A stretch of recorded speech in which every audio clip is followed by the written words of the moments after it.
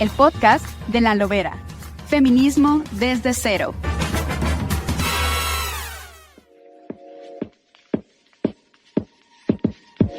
Buenos días, buenas tardes, buenas noches. Como todas las semanas, estamos en el podcast de La Lobera, Feminismo desde cero o Feminismo cotidiano. Siempre muy contenta porque estoy segura que del otro lado, donde están todas y todos ustedes, esto les es muy útil porque siempre tenemos invitadas muy extraordinarias, personas que han contribuido de una manera o de otra a la construcción de esto que yo llamo cultura feminista. A pesar de las dificultades y de los obstáculos, las mujeres en este país han cambiado. Y están ahí tantas chicas en todos lados en sus colectivas, haciendo protestas. Hoy voy a conversar con la doctora Marta Alicia Tronco Rosas. Ustedes van a darse cuenta de toda la trayectoria que tiene y los esfuerzos que ha hecho. No solamente escribe o da clases, sino que ha construido cosas en un espacio muy masculino, muy complicado, como es el Instituto Politécnico Nacional. Quiero decirles rápidamente que es doctora en Filosofía y Ciencias de la Educación por la Universidad de Salamanca, pero una de sus tareas más destacadas ha sido la fundación del Programa Institucional de Gestión con Perspectiva de Género, que largo, desde hace casi 20 años en el Instituto Politécnico Nacional. Pero yo quiero decirles, le invité porque usted algún día, o ustedes, escucharon hablar, vieron, estoy segura, el violentómetro. Ella es la constructora del violentómetro, que es una herramienta didáctica que en teoría y tal vez en la práctica ayuda a las mujeres para reconocer muy rápidamente cuando se relacionan con un hombre violento. Marta, muchísimas gracias por estar aquí, te agradezco muchísimo. Al contrario, Sara, muchísimas gracias por la invitación. Es un placer poder estar aquí contigo y compartir muchas ideas y cosas que hemos hecho. Sí, yo digo que el auditorio y quienes están en algunas áreas de trabajo en este país siempre se preguntan por qué, si estamos hablando de violencia contra las mujeres hace décadas y hemos identificado muchas de sus características, incluso hemos hecho muchos protocolos, la violencia contra las mujeres en este país, a contrapelo de un montón de avances de tipo político y social, la violencia no disminuye. ¿Por qué crees tú que sucede eso? Bueno, creo que lo hemos comentado en alguna otra ocasión. El problema de la violencia es un problema complejo, un problema que se presenta día a día y que tiene muchas aristas. Tiene muchas caretas en las cuales se enmascaran formas en las que de manera cotidiana nosotros lo observamos y hemos vivido a través de muchas décadas y que incluso se nos ha heredado esta forma de comportarnos y de aceptar lo que antes no se mencionaba como era el tema de violencia. Si bien se han hecho muchas estrategias por parte de los gobiernos, de las instituciones, de muchas instancias educativas como el de la que yo provengo, falta, como que, desde mi punto de vista, cerrar la pinza, darnos cuenta. Y ese darnos cuenta implica muchas cosas, que es revisar qué es lo que pasa con nosotras mismas ante las relaciones no solo de pareja, sino ante las comunitarias, con los padres, con las madres, con el profesorado incluso, entre otras cosas. Entonces, ¿quieres decir, Marta, que las mujeres de alguna manera estamos concursando para que se eternice la violencia? Que tendríamos que cambiar de qué manera. Yo creo que hemos gritado, salido, hemos crecido en la demanda de nuestros derechos y nos quejamos muchísimo de la violencia que vivimos individualmente y que ahora está invadiendo pues a las familias con el tema de las desapariciones por un lado y de los asesinatos de mujeres por el otro. Las madres buscadoras y las madres del feminicidio. ¿Qué tendríamos que cambiar las mujeres? ¿Cuáles serían, tú que eres pedagoga, las cosas que nos dirías o están en el violentómetro? Mira, yo creo que esta parte de revisarnos, como te decía anteriormente, es un aspecto fundamental porque nosotros hemos vivido de manera cotidiana con aspectos de violencia que han sido heredadas por la parte familiar principalmente, porque nosotros aprendemos del modelaje familiar principalmente, y en la escuela también, que es la otra esfera importante en donde nos vamos socializando de manera cotidiana, también aprendemos muchas cosas. Y yo creo que se ha normalizado de tal forma la violencia que, de hecho, cuando he realizado investigaciones de este tipo, yo pensaba que en algún momento esto iba a destapar una serie de circunstancias graves que la gente pudiera denunciar y denunciar y denunciar, pero me di cuenta que en un principio, al menos en la población politécnica, cuando hice el estudio donde surge el violentómetro, la gente primero no identificaba, segundo tenía miedo, porque la estructura social muchas veces nos impide demandar situaciones que por derecho nosotras tenemos. O sea, la gente no tiene conciencia. Es lo que dice Naciones Unidas, que es el humor social, que es muy machista por un lado, pero por el otro permisivo. O Marcela Lagarde, que decía, el Estado está responsable de la violencia contra las mujeres, pero la sociedad lo permite. Y este ambiente familiar donde calladita te ves más bonita, no reclames, aguántate, va a ser el padre de tus hijos.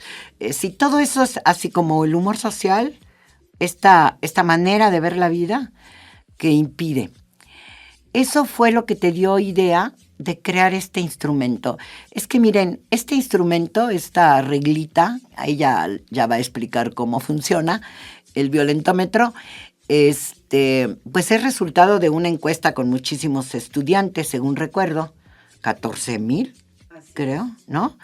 Y da como tips, ¿no? ¿Cómo es el violentómetro? Mira, lo que sucede es que cuando propongo la creación de un programa de género en el Politécnico, había instancias específicas que atendían cierto tipo de violencias, como es la Defensoría de los Derechos Politécnicos, y una instancia que se creó, que sigue todavía, que se llaman, hablamos un poco en siglas en el Politécnico, que se llaman los COSECOVIS, que son los Comités de Seguridad y contra la Violencia. Yo propongo desde siempre que inicié mi trabajo en el Politécnico la creación de una instancia de género que permitiera revisar los temas de equidad, pero mi principal búsqueda era sobre la no representación de mujeres en puestos directivos y también en las investigadoras que pertenecían al Sistema Nacional de Investigadores. Cuando se propone esta propuesta de género, de crear un programa de género, para empujar a las mujeres a más puestos, a más representación. Porque es una institución masculinizada por su esencia, por su creación, por su origen. Entonces, llegan a mi oficina una serie de cartas permanentemente de denuncia y yo tengo que hacer primero un diagnóstico para ver qué es lo que tenemos en el instituto y en forma posterior tengo que modificar el rumbo de la investigación. Tengo que posponer mi investigación con las mujeres científicas y el techo de cristal para revisar qué era lo que estaba sucediendo en el instituto. Sí, y las cartas eran de maestras y de alumnas. Maestras y alumnas, trabajadoras también. Trabajadoras, claro. Que se quejaban de la violencia al interior de la institución. ¿De qué año estamos hablando, Marta? Del año 2008. Fíjate, hace 18 años. Sí, ya tiene mucho tiempo, entonces me dedico a hacer esta investigación para ver qué pasaba en la población estudiantil. En ese momento tomo un 10% de la población, tanto de nivel medio superior y superior, en un rango de 15 a 25 años, y aplico una encuesta. Y en esa encuesta yo quería saber absolutamente todo. El tema de salud, el tema de adicciones, los estereotipos, derechos sexuales, yo quería saber absolutamente todo. Como loca. Sí, como sí. feminista recién Sí, yo dije, nacida. yo quería conocer hasta qué horas dormían y qué hacían.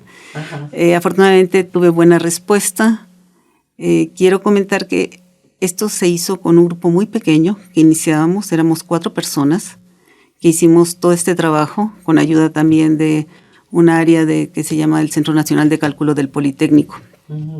Y en ese sentido salieron resultados sumamente interesantes, muy importantes, pero el que dio el foco rojo fue el de la violencia. Entonces, con ese pedacito de problema tan grande, decidimos qué hacer. Dentro de mi propuesta y sin presupuesto, que eso también es importante, porque este programa nace con 0 presupuesto. Como todos los programas, ahora tampoco tenemos dinero en ningún lado. Dije, necesitamos algún material de sensibilización que no se tire, que sea útil, y pensé en una regla de escritorio. Así nace esta propuesta, porque había muchas manifestaciones de violencia que nos presentaban como normalizada a los estudiantes. Como una regla de escritorio.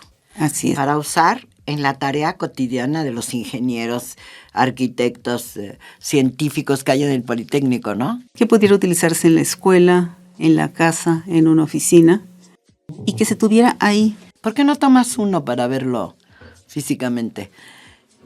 Es una regla, ¿no? Se llama violentómetro, y luego si le das la vuelta, ahí están como lo que identificaste en la encuesta, Marta. Son las manifestaciones que se observan, que los chicos y las chicas nos decían, esto es lo que a mí me pasa, pero yo creo que no es violencia. Me cela, pero poquito. Ajá. Me miente, pero han sido nada más 2 veces. De repente revisa mi celular, pero ya no lo dejo.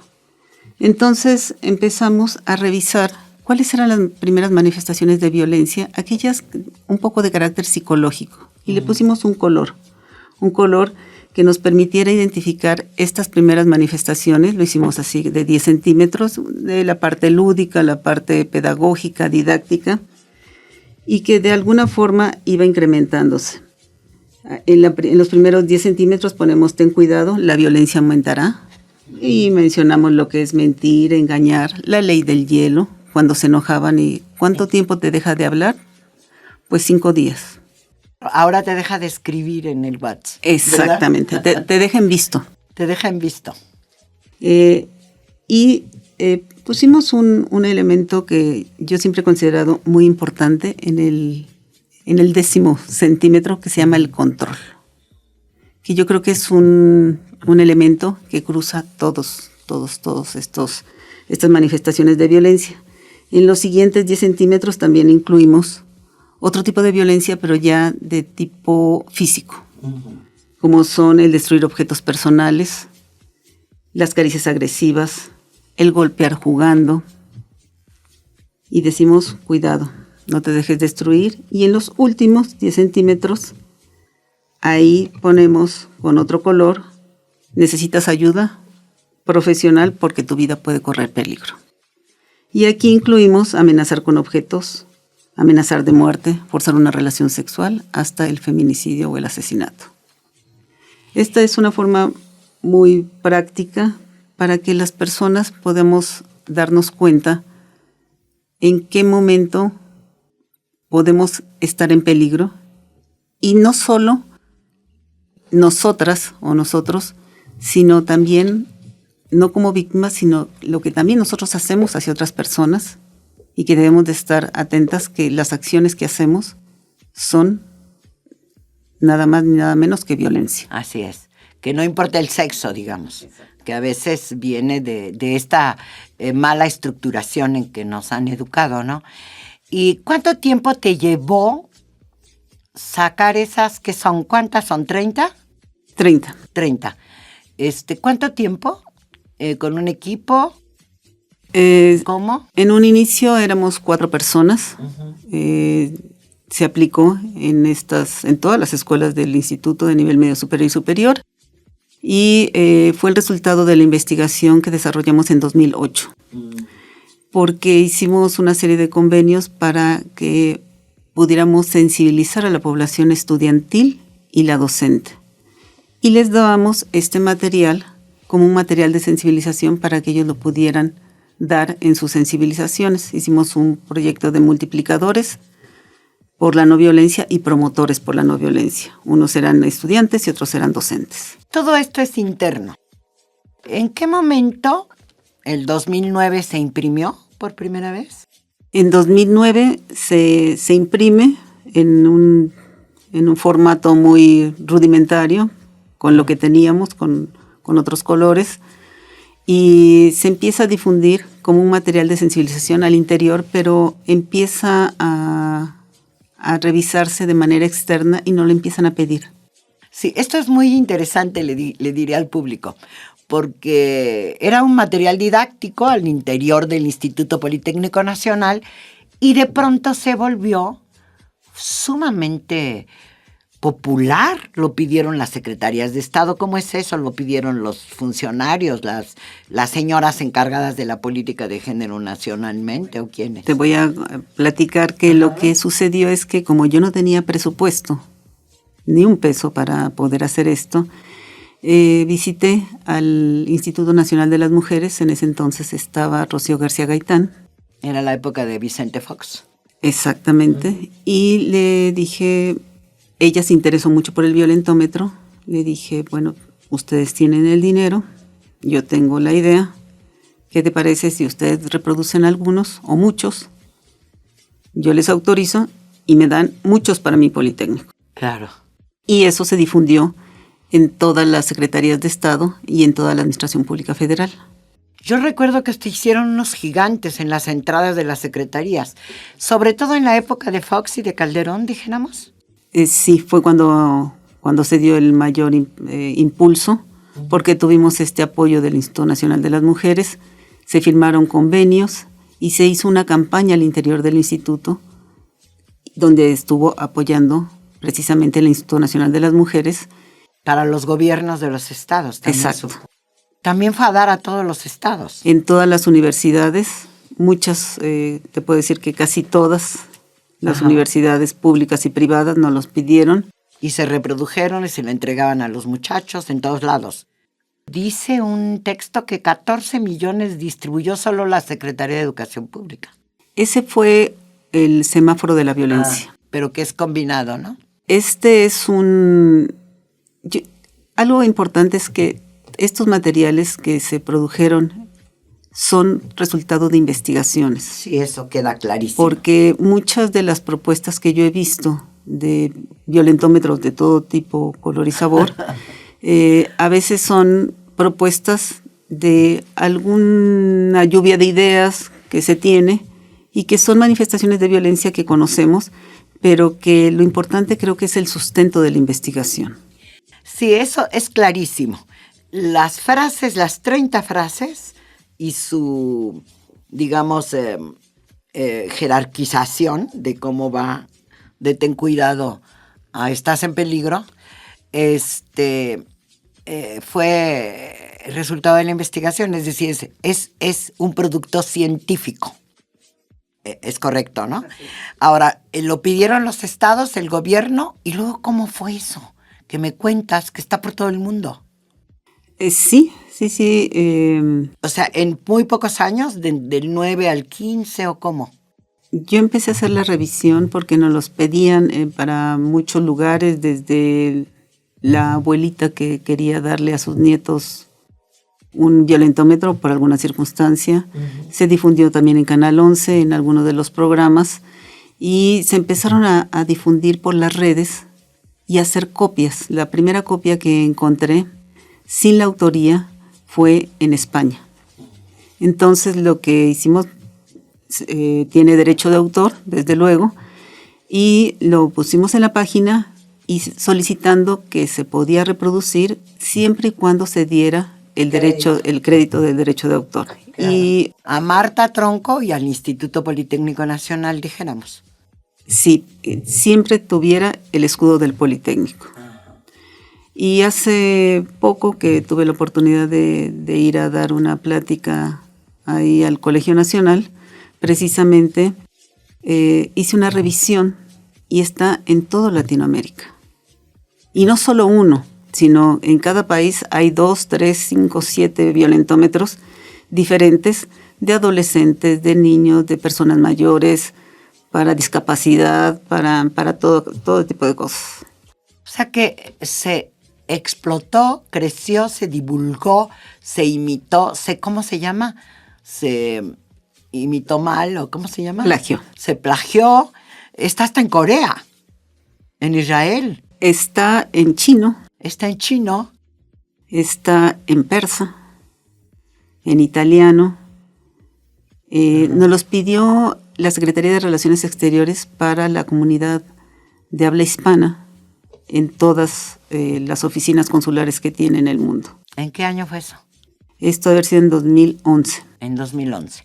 ¿Luego se paró eso en México? ¿Se dejó de hacer? No, yo creo que se ha realizado de manera permanente. Por ejemplo, este violentómetro se reproducían para los chicos y chicas de nuevo ingreso. Todos los que ingresaban al Politécnico se les daba un pequeño violentómetro. Sí, pero hablo de lo demás, de las secretarías de Estado, de los estados. Sí, ahí, de acuerdo a las políticas, sin embargo, emerge nuevamente el violentómetro. Siempre hasta donde yo tengo conocimiento, ha sido un referente interesante en donde observo que en las mismas secretarías de Estado se mantiene. Hace poco me comentaron que en la Embajada de México en Israel se tenía el violentómetro, por ejemplo. Y de esos grandotes, ¿no? De los grandes. Oye, pero sería muy útil si lo pudiéramos tener en los puestos de periódicos, en los kioscos, en ahora estas islas de redes sociales, si lo pudiéramos tener permanente, visible en las redes de todo mundo. Y me parece, pero tú aclárame, a mí me parece que hubo un momento en que desapareció en el último sexenio.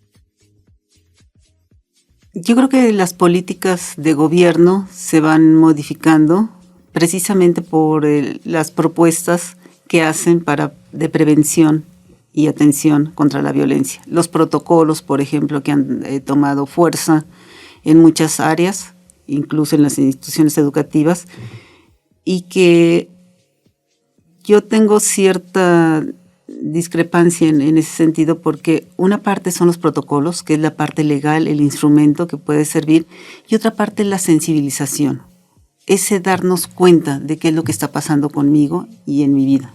Y eso es lo que ha desaparecido, según yo creo. En algunos espacios yo creo que sí, en los temas escolares yo creo que ha permanecido porque la problemática es recurrente. Desafortunadamente. ¿Sabemos cómo impactó? Tenemos el primer estudio en dónde se hizo, en dónde se difundió, e incluso se hizo una investigación en el mismo instituto, apoyada también por CONACYT, para revisar qué impacto se había tenido. ¿Les sirve a las mujeres o no les sirve? Sí les sirve. Uh-huh. Es un referente porque se dan cuenta. Yo afuera de mi oficina escuchaba a los chicos pasar porque siempre tenía un violentómetro grande. Decían, es que acuérdate, tú me hiciste el 8. No, pero tú me hiciste el 10. Entonces yo rápidamente recurrí a ver qué era lo que se estaban haciendo. Pero impactó, dijo el otro día, ahora nos vas a contar esta relación con Cristina Rivera Garza, bueno, con el Colegio Nacional. Ella dice, salvó muchas vidas, pero no hemos hecho una investigación al respecto, ¿verdad?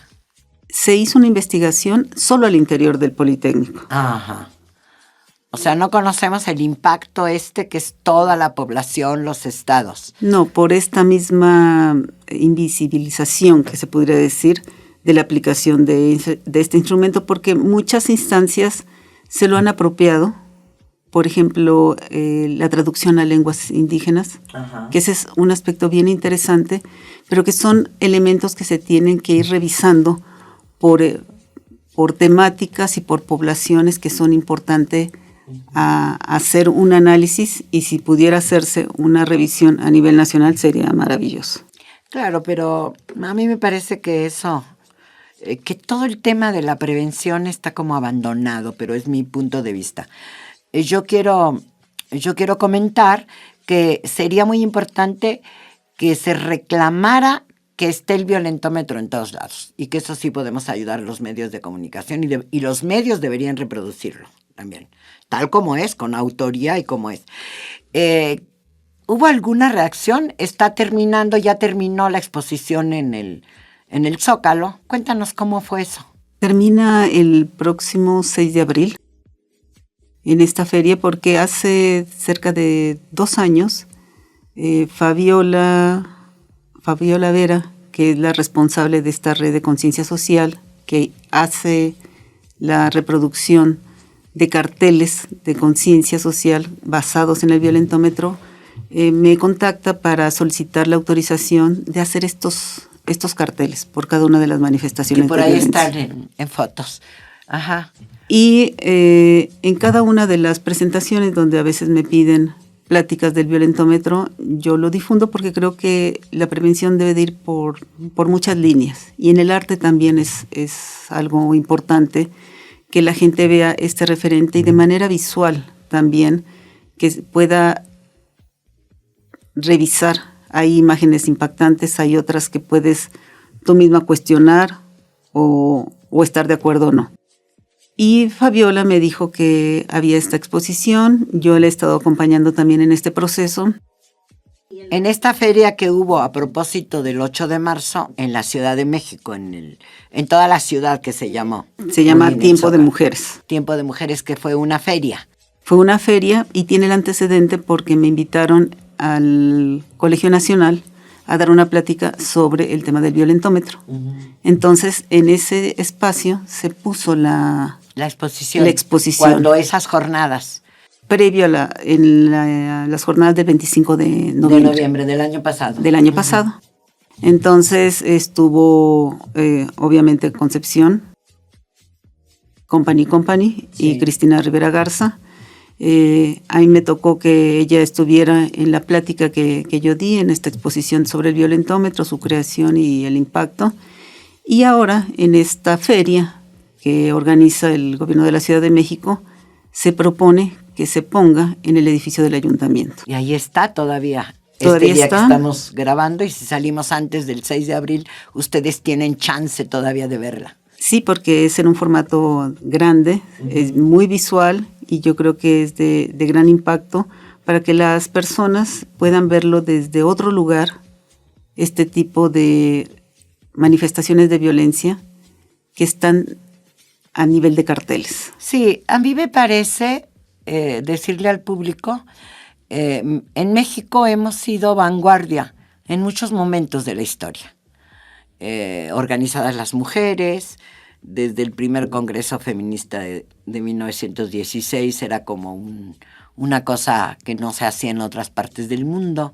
Después hicimos el Frente Pro Derechos de la Mujer en los años de Cárdenas, en el 35, también pioneras. De pronto, aunque no hubiera WhatsApp ni redes sociales, las mujeres de América Latina se sumaban. Igual cuando nació la revista FEM, ya en los años 70, se imitaron muchas revistas en América Latina. Hemos sido vanguardia.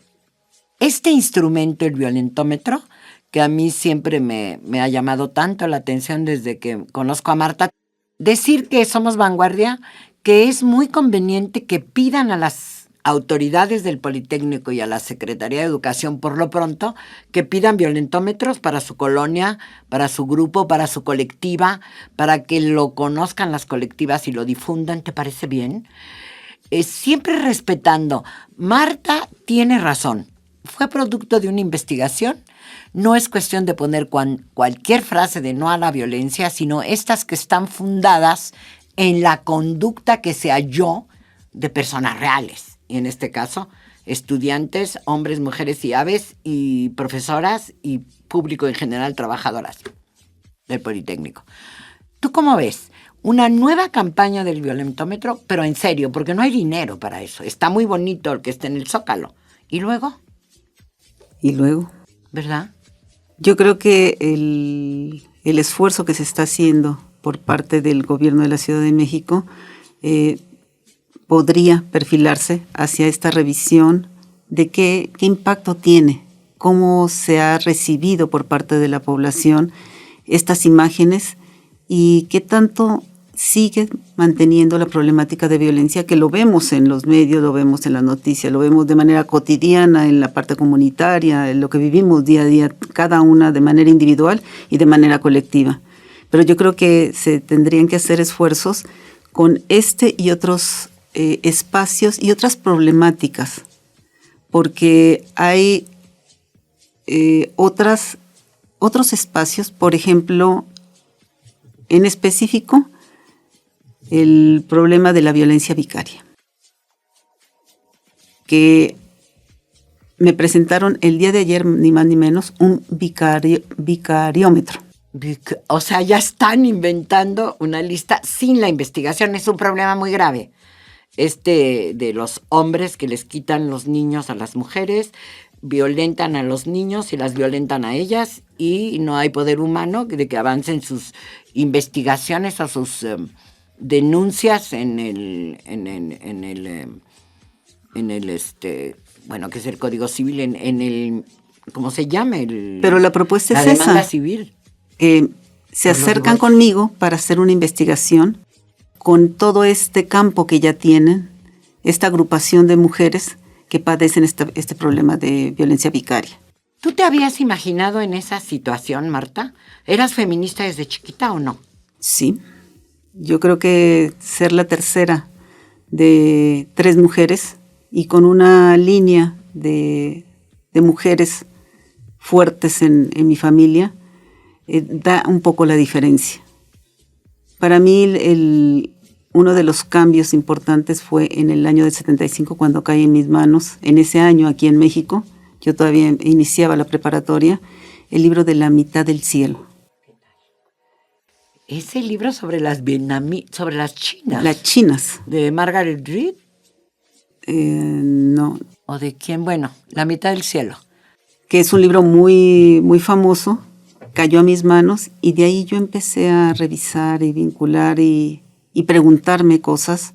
Y por los antecedentes familiares de las formas en cómo nos manejábamos, yo creo que ahí se determinó en gran medida esta línea de ser feminista sin saberlo, incluso sin poderlo reconocer. Yo les llamo feministas silvestres, porque sí tienen que estudiar, como dice Marcela. O sea que tú en el Politécnico intentaste esta oficina de género. ¿Te fuiste, me estabas diciendo, hace como 5 años de ahí? Sí, yo propuse en el 2007 la creación de un programa de género. Fui a la oficina del director y le dije, vamos a crear yo te propongo que se pueda instalar una oficina de género porque hace falta aquí en el instituto. Bueno, no vamos a hablar de esa historia que además después tuvo hasta una huelga general porque no se hacía caso, no operan debidamente porque sus personales en todas las oficinas de género no están formados. Y sí decir, quizá, si estás de acuerdo, podemos cerrar haciendo un llamado a todas las autoridades para que se difunda el violentómetro si realmente hay una idea, un deseo, una política, un pensamiento, una filosofía de los gobiernos para disminuir el problema de la violencia que lacera a muchas mujeres y a muchas familias. ¿Estás de acuerdo? Me uno a este llamado porque es importante que se hagan cualquier intento, cualquier acción es aceptada para disminuir la violencia contra las mujeres. Pues con eso cerramos. Esta dictadura del tiempo siempre me molesta, pero dar las gracias a la Organización Editorial Mexicana por este espacio de las voces de las mujeres, increíbles en tiempos tan oscuros y de Trump. Agradecer a Natalia Castañeda Páez en la producción. Muchísimas gracias, Natalia. Y a Tania Domínguez García en todo lo que tiene que ver con YouTube y etcétera.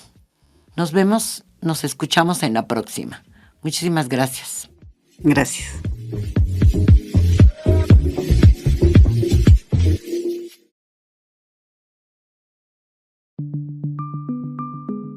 Esta es una producción de la Organización Editorial Mexicana.